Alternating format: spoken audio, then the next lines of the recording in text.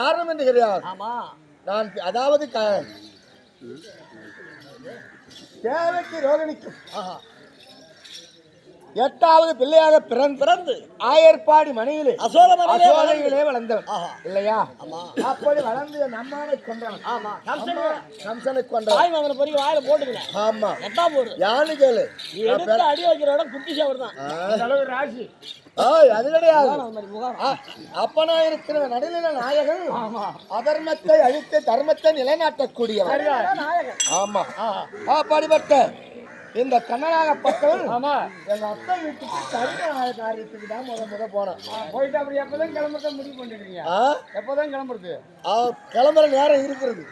யாருக்கு எதுக்காக அடி வச்ச எதுக்காக வந்திருக்குன்னு ஆத்தியா கையில ஆமா, எது கங்கணம் கட்டிக்கிறது தெரியுமா?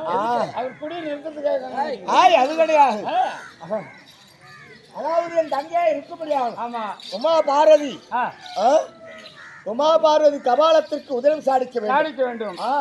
அப்படி சாடிக்க வேண்டுமே என்று எங்க உதிரம் அதிகமாக இருக்கும், எங்க சென்றால் அதிகமாக ஜனதொகை இருக்கும், அங்கு அடுத்தால் தங்கையா கபாலத்துக்கு உதவி சாடிக்கலாம் யோசித்து அச்சாபுரத்திலே யாருகிட்ட இருக்கு? பெரியோரிடத்திலே தான் 11 அக்கிரோணி சேனைகள் இருக்கு. பாண்டவர்களுக்கிலே 7 அக்கிரோணி சேனைகள் இருக்கு.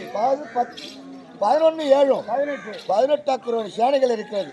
அப்படி என்று என் தங்கைக்கு வாக்கு கொடுத்ததும் பிற்காலம் கால் அரை முக்கால் முழு இப்படி என்று உதவி சாதிக்க வேண்டி இங்க என் அத்த மக்களை ராஜாக்களை எடுத்திருக்கிறாய் இல்லையா? எப்படி ஆகிலும் கொஞ்சம் கொஞ்சமா நகர்த்திட்டு வரேன். என்றைக்கு அதற்கான நேரம் வரும் அப்படி என்று காத்துக் கொண்டிருக்கிறேன். அதோடு இந்த அப்பன் நடுநிலை நாயனா இருக்க கண்ணான் கோவிந்தன் என்ன செய்தும் தெரியுமா?